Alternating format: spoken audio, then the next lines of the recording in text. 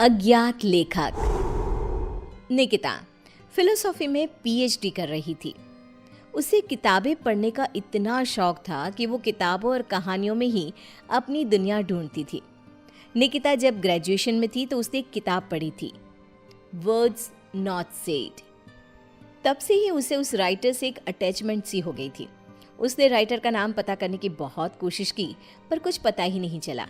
एक दिन वो अपनी फ्रेंड से कहती है, कितने दिन हो गए, आज तक मैं उस राइटर के बारे में कुछ पता नहीं लगा सकी।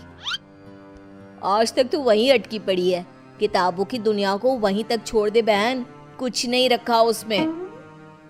फिर तो तुझे कुछ पता ही नहीं।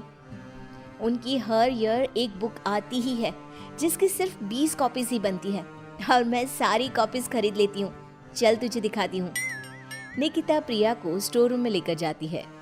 रूम बिल्कुल ठंडा। प्रिया को ऐसा महसूस होता है जैसे वो यहाँ पहले आ चुकी है। कुछ अजीब सा महसूस हो रहा है, मानो मुझे कोई अपनी ओर खींच रहा हो। कमरे में चारों तरफ गुफ अंधेरा। अपने फोन की फ्लैश लाइट ऑन कर निकिता फोन को चारों तरफ घुमाती है। हर तरफ बस उस अज्ञात राइटर की ही किताबें थी। सारी बुक्स को यहाँ छिपा कर रखती हूँ मैं, मेरे अलावा यहाँ कोई भी आता नहीं, इसीलिए इस बात की घर पर किसी को भनक तक नहीं है। ऐसा क्या होता है उनकी किताबों में कि तू इतनी दीवानी हो गई है उस राइटर की। निकिता वहीं अपने पास के सेफ से एक बुक उठाती है।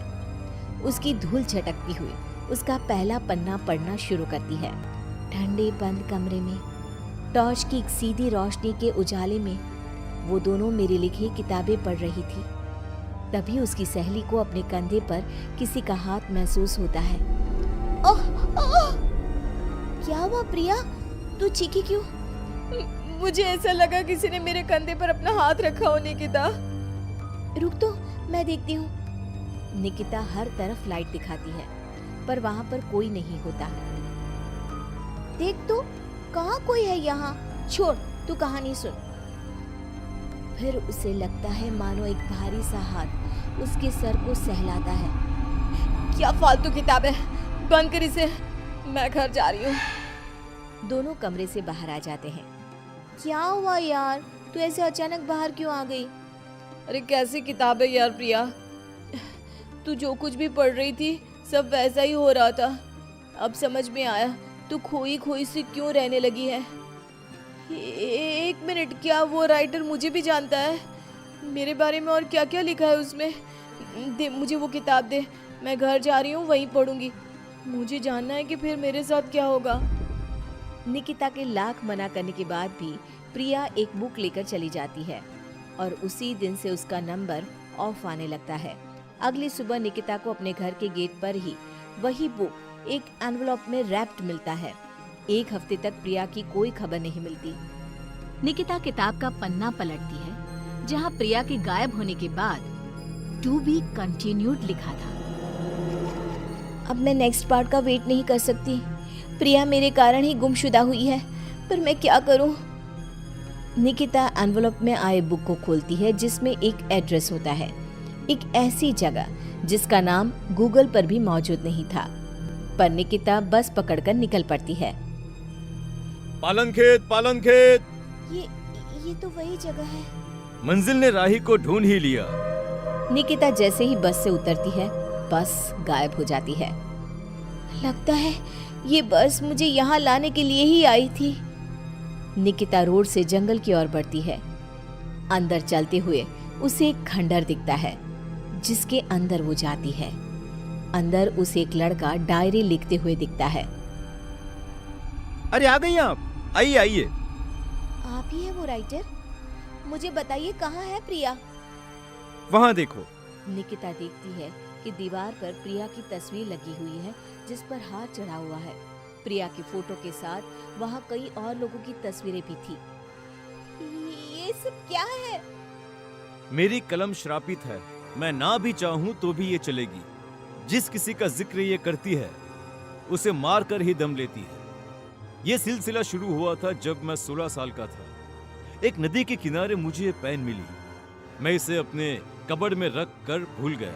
फिर एक दिन अचानक कबर्ड से लाल रोशनी आई मैंने उसे खोला तो पेन चमक रही थी और इसने लिखी मौत की दास्तां। मेरा सब कुछ इसने छीन लिया, सब कुछ।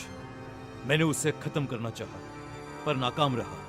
मैं सब कुछ छोड़कर जंगल में रहने लगा, पर यह तब भी नहीं रुकी। तो इसे रोकेगा कौन? तुम नहीं मरी। बाकी जिस किसी का भी इसने जिक्र किया, उसको इसने निगल लिया। तुमने मेरी सारी बुक्स पढ़ी, उसे संभाल के रखा, पर तुम्हें कुछ नहीं हुआ। तुम ही वो मसीहा हो निकिता। मुझे बचा लो और इस खेल को रोक दो निकिता। निकिता पेन उठाती है। उसके पेन को पकड़ते ही एक औरत उड़ती हुई आती है और पीछे से उसे लिपट जाती है। उसके शरीर से खून बहे जा रहा था। खुले बाल, झुर्रियों से भरा उसका चेहरा बड़ा डरावना लग रहा था। मेरी गोद में बैठो निकिता, आओ ना। नहीं, बहकना मत निकिता। यही है पेन की मालकिन, रूहें खाती है ये। इसकी बात मत सुनो निकिता। लिखो निकिता, फिर वो लड़की खुद को मार देती है। निकिता पेन उठाती है और लिखती है। करण उछलकर दूर गिर जाता है। आंधी तूफान चलने लग जाते हैं। दीवार पर टंगी सभी तस्वीर नीचे गिर जाती हैं। जिस चेयर पर बैठकर निकिता लिख रही थी वो उड़कर दीवार से टकरा जाती है। मैं जिंदा हूँ? निकिता, तुमने ऐसा क्या लिखा था? और कालिंदी की आत्मा पेन के साथ ही खत्म हो गई। ये लिखकर मैंने पेन की नींव तोड़ दी थी। दोनों उस हवेली से बाहर आ जाते हैं और हवेली गायब हो जाती।